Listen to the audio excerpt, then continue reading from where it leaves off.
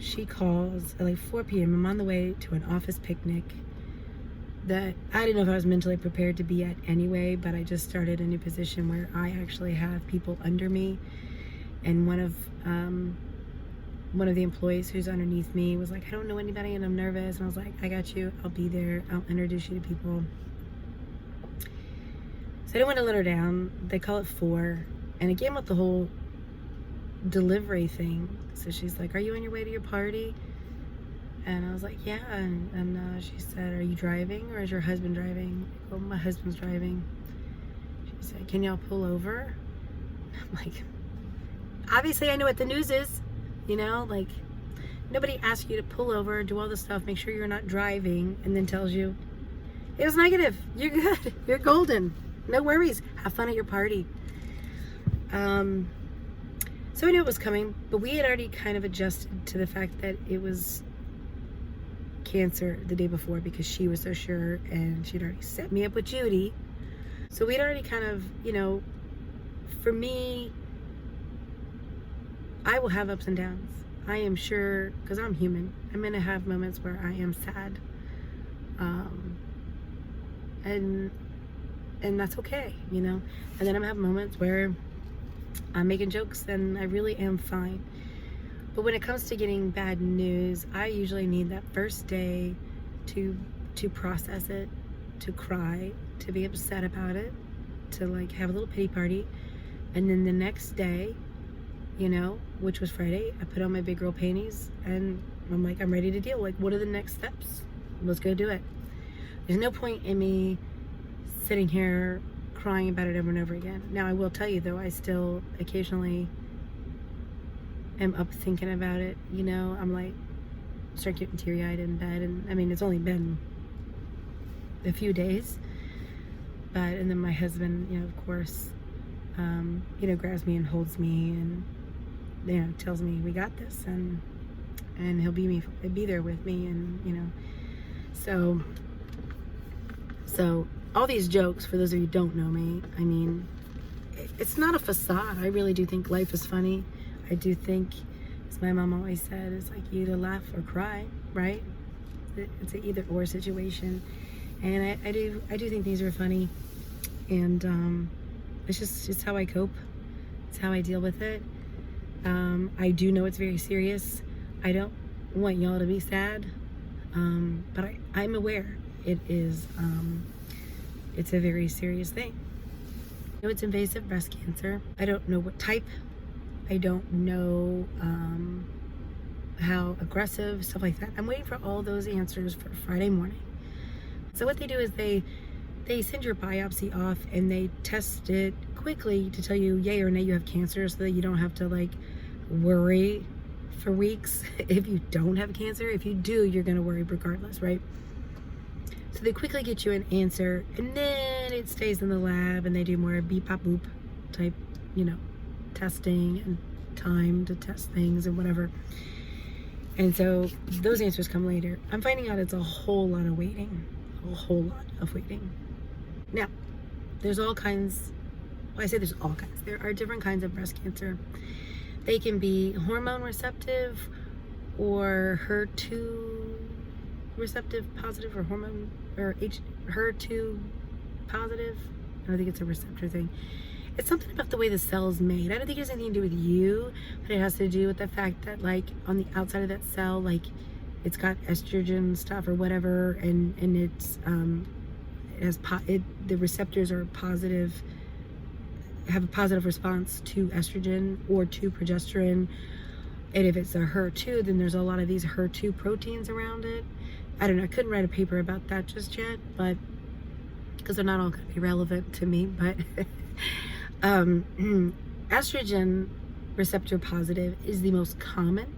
That is the one my dad has, and that means that the more estrogen it can get its hands on, the faster it'll multiply, right? Or it like feeds off of that, so it's receptive to it and it multiplies. So most women, like I said, 60s and 70s, I'm 41 and premenopausal, so I make a lot of estrogen. It's kind of a problem. So when I was talking to the surgeon, she essentially asked me if I was done with my ovaries. She did it nicely, but she said, you know, Because I did ask, I was like, hey, is it bad that I'm premenopausal? Because I had read that it's harder if you are, because you're producing so much estrogen. And she said, yes, it is. They can put my ovaries to sleep, and that's with like drugs. They put it to sleep, and and then she said, your kids are older. Are you done using your ovaries? And I'm like, I mean, yes, we're done with them. I don't need them. No, I don't plan on having more kids. I wasn't going to kick them out, I was going to let them hang around for a while, but if it saves your life, you're like, yeah, you can take them. So she said she would probably ask me to have a hysterectomy. At this point, I'm like, okay, so what you're telling me, because she's already talked to me about like mastectomy and chemo, and we're just going through all the different options. I mean, the treatment varies depending on the information I found out Friday, but it will be a combination of those things. So I'm like, so you're telling me I'm gonna be this boobless, bald, menopausal, hot flashing woman, like, who is tired and feels bad, and so I was like, my poor husband. I was like, I would leave me, probably. Like, it just seems that's a tough pill to swallow. That's not exactly me on my ideal day, So for those of you wondering, yeah, if it's estrogen positive, if estrogen receptor positive or progesterone receptive positive, so basically if it's a hormone responsive at all, they do surgery first, then chemo and or radiation. If it is the HER2 thing, they shrink it first with chemo and then surgery. Now, I don't know why you wouldn't just want to cut it out. So in that case, so I have a very large tumor. So she said if it was the HER2 type, that we could shrink it with chemo, and then I might be able to have a lumpectomy. And that's where they take a mass and then like a margin, I think they call it, like a margin of good cells around it to make sure they got it all, of like healthy cells. So take out quite a bit, and they do a lumpectomy, but I would keep my breast. I think they do like, the latest thing is they do like a lift and make the other one match, and like you'll have smaller breast, but they're still your breast, because it would be a wonky shape, right, if they cut all this stuff out, so they kind of make it look nice. But she said if it's estrogen, if it's hormone receptive positive, the tumor is too large for them to do a lumpectomy, so I would have to have a mastectomy. They do a test. They've come a long way, but obviously now that I'm in this boat, I feel like they could have come further. They do this test, and they can tell you if there's a recurrence, and if there's like a risk for you getting it in your other boob. So you could keep that boob if you wanted to. She said a lot of people want to keep one that is normal breast tissue and has a nipple and feeling and all that jazz. But in my mind, I'm like, okay, so you're telling me. And then I asked her, because one of the latest things is a nipple sparing mastectomy, which means they can spare your nipple, and a skin saving mastectomy. So I asked her, can we save my nipple? Fair question. She said, I don't think so.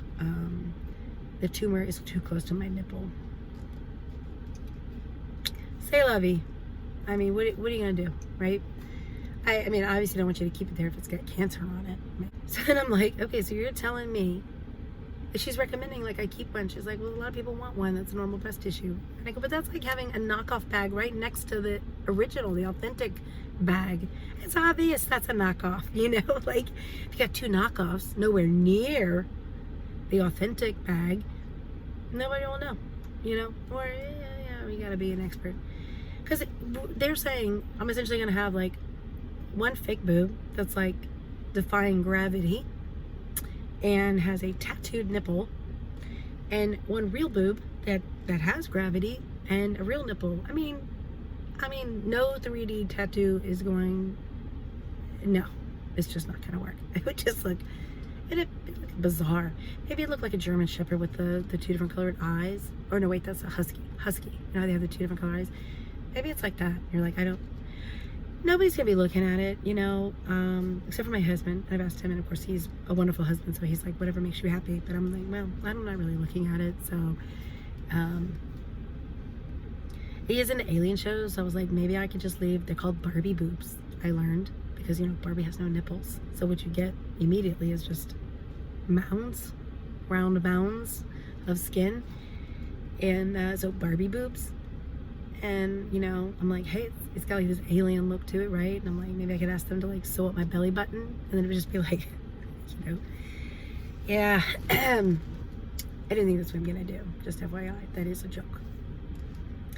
So there's decisions to be made, but we won't know anything until Friday morning what exactly those would be, because they have those different tests to tell about recurrence. Because if it's likely to recur based on the type, and I think there's several different things that suggest that, but I think one of them is like, they do some tests, I don't remember what it's called. I don't want to say phase, but I don't think that's right.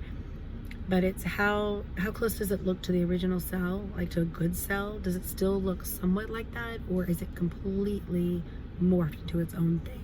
So like, I guess it starts changing, and then it's a totally different thing, which makes it far more aggressive. Tumor size is a risk. The bigger the tumor, the higher they grade it. The math on how to tell you what stage you're in, it used to be based on 3 things. Apparently now it's based on a lot of things. And it looked like, there was a formula. There was like a carry the 2, subtract this, times this, if that, X, Y, Z. There was a lot of stuff. So I cannot tell you what stage I am right now. And even like with my dad, they didn't tell us what stage he was until after surgery, because then that's when they knew it had gone to the lymph nodes, and that changes things. For now, they cannot see anything in my lymph nodes, and that's just through an ultrasound. She says they look fine. She doesn't seem really confident in that, but like, you can't see anything, but she can't promise me that they are fine. During surgery, like during my dad's surgery, what they do is they send some kind of dye or some kind of chemical, and it lights up cancer, or it does something, it makes it blue, this like stuff, in what they call the sentinel node, or nodes. One of them talked like it was plural. But those are the nodes that it most often goes to. Those are like on the side of your breast, like there's some under your armpit, and there's also some like on the side of your breast. And I guess the sentinel nodes are right around there, and those are kind of like a tell. Like they test that one during surgery. At least that's what they did for my dad. They tested that one during surgery. It did have cancer, so then they grabbed a slew of them. I've also learned the lymph nodes apparently look like a string of pearls. Not really how you want to think of pearls. I mean, to me in the picture they look more like pearl onions, but potato. And that's how we knew that 9 out of 12 had it. They took 12. And I guess the remaining lymph nodes are like, who's gonna take that guy's job? It's slacker, didn't show up for work today. I mean, I guess they just dispersed the work amongst themselves. Yeah, I had to learn about the lymphatic system as well. I guess it grabs bacteria. It grabs bad things and kind of protects them from go into your central system. So it'll note that they are not good cells and grab them. So, and I know this isn't scientific, but ever since, I'm like, don't squeeze the boob, don't bump up against anything, don't jostle it, like, don't even jiggle. Like, I'm like willing the cancer cells stay in the boob. I am sure you can't squeeze cells, but well, okay, let me take that back. I am not sure you cannot squeeze cells and make them move. I don't know. So, I want them to stay down and away from my lymph nodes in case they're not already there. So I'm just kind of leaving it alone. I'm not touching anything, and I'm just making sure, everybody keep cool. Keep cool. Just be lazy. Don't be overachieving cells, So, because again, like I told you, stage 4, bad, not good. All stages are bad, but stage 4 is obviously really bad. And when it gets in the lymphatic system, it can travel and it can go to other parts of your body.